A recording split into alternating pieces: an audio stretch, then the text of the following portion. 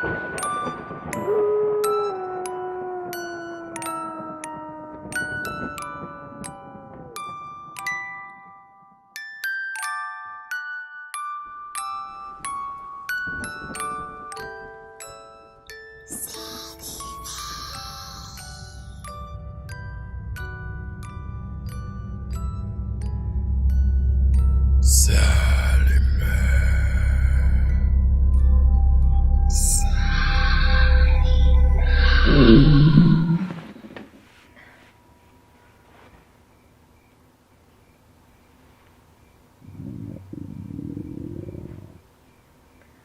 last time I ate a Bellrico Crunchwrap before bed.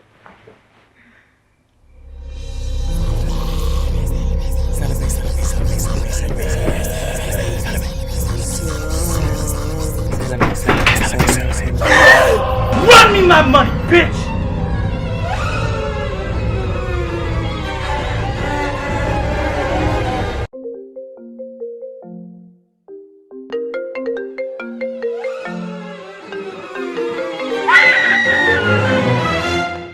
Hi, this is Will Nunziata, New York City-based director and creator of theater, television, and film. And today I am thrilled to be speaking with, dare I say, a Renaissance man in this business of show.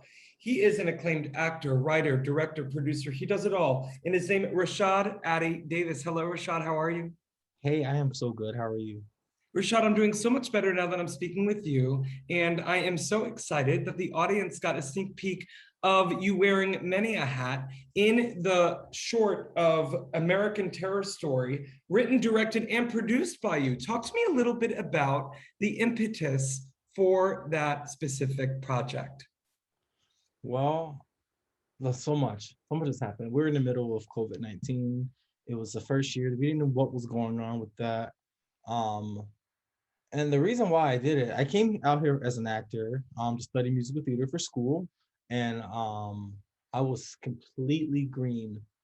And so the school really helped me out. But I noticed after graduating college, and I studied musical theater, I noticed after graduating college that I wouldn't say the well ran dry as far as auditioning, but I guess I felt I was being typecast so much. For me being a gay man or a Black man, I would literally have auditions where I would have to come in and say, yo, that's not my baby mama. And like say things like that, or like be an expert basketball player, weird stuff. And I was just in a way sick of it. And I wanted to take control of my own destiny. And I didn't see the plethora of gay roles as I do now on television and film. I didn't really see myself. And so I decided to just start writing and like, putting that into action. And then something interesting started happening as I was writing. I would remember I know so many people from my journey here in Los Angeles and through college who are underrepresented, and they're so talented, and the industry has told them they're too big, they're too Black, they're too gay, they're too something. And I found a chance to let them grow with me. And so it just sparked American Terror Story theater degree. And it's about all the woes that happens after post-grad and with an arts degree. RASHAD, you're an inspiration, and I'm going to tell you why. You have taken the skill sets that you've learned, and you are not using them just for yourself, but what you are doing, and you are beginning your own movement, and dare I say, your own business of a safe space for creatives who are underrepresented, who have been pigeonholed, like you said, into stereotypical, dare I say, BS that is boring and frankly abhorrent.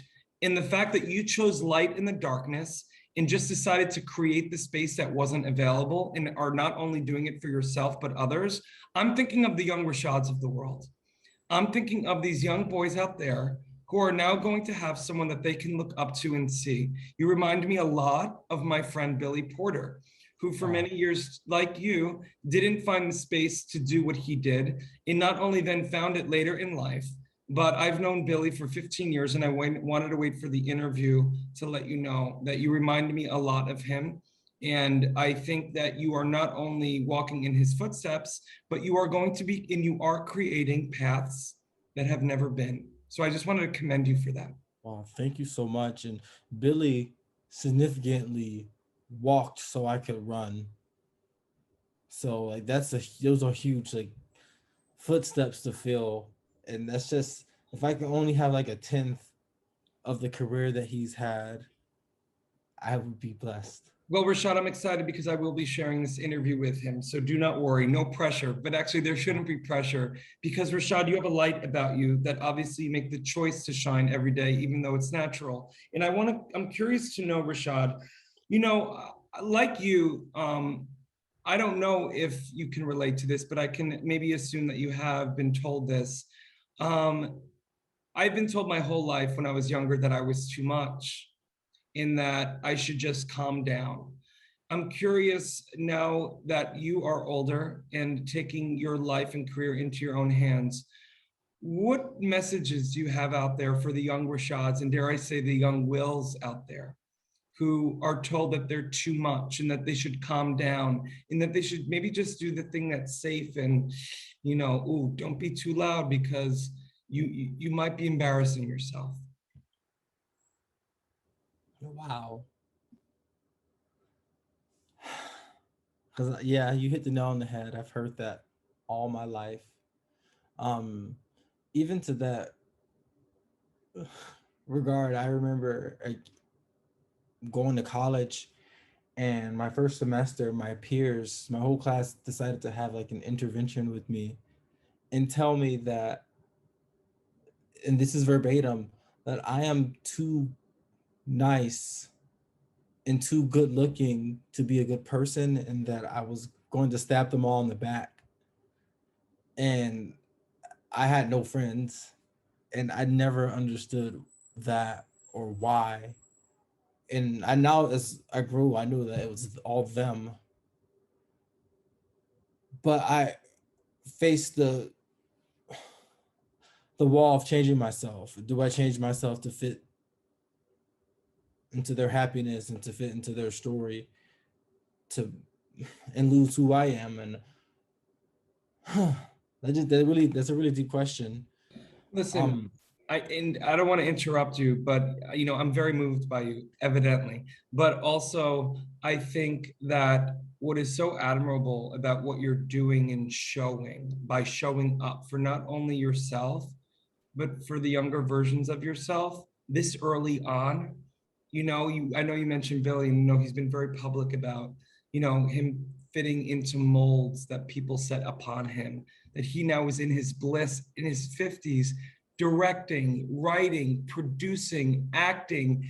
But the fact that you, like you said, and I'm sure he would love to hear it because he hears it all the time and he deservedly should hear it. But the fact that you are taking that baton, Rashad, in running with it and bringing people along with you. I'm curious to know what you're most optimistic about in terms of projects you might have coming up. I know you just won an award for one of your films. I want you to talk yeah. about that. And then also what projects you have in development that you're excited about that not only are going to Ooh. buoy the stories that you might have never seen or we've never seen before on television or film. I want to hear it all.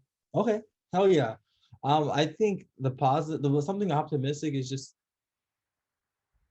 yourself is amazing. So keep at it. Keep being yourself no matter what, because one day who you are is going to be cool to everybody else. It's not about that, but like there's going to be a day where everyone's going to be dressed like you and speaking like you and look at you for beauty and for inspiration and for love because you love yourself so deeply. And something though, I just won an award for American Terror Story Theater Degree, and I won Best LGBT Film at the Hollywood International Rural Independent Film Festival, and I had no idea I was going to win. It was my first short ever, uh, and yeah, out of the blue. It just happened, and it just cemented that I should be doing this. My story deserves to be heard. I don't need to be silent about it. And to be quite honest, I was an angry person prior to writing, and getting that down, I just felt a huge weight lift off my shoulder. And so I just dep in more, and it just created this space for me to have a lot of self-reflection and a lot of tying loose ends that I fought within myself. And so I wrote my next project. And what I have cooking is the edits done, and I've just submitted it to 16 film festivals. So wish me luck. And I think you could be familiar with this. I've always noticed queer characters as like the support system of straight characters in TV Yeah, and film. they're the second fiddle. They're the The gay best jester. friend. They're the The gay best friend. caricature, the wink, the waka Yeah. waka. Without any substance or any real good payoff. Nuance, no nuance. No nuance. Yeah. And all my life I've always felt that way. And I was always more interested in the gay sub characters of TV shows and movies, and then they never had a payoff. And so to flip it on its head, my new project is called Straight Best Friend. And it's about, I guess, parents and loved ones and people who I guess want to have more butch children, or their partner become more butch, or they themselves want to become more butch or straight and narrow or heterosexual. They will hire a straight best friend to make their more colorful life basic. I can't. And I fucking I love it. tell you, You literally, honestly, you better writer guild. Did you writer guild that already? Did you? I detect just that yet? copywrote it. Good, copyright it, like good, because that is such a great idea. Is it a sitcom? What is it? It's part of a sketch comedy. I can't. It's gonna I be just perfect. I filmed it, and it's so brilliant.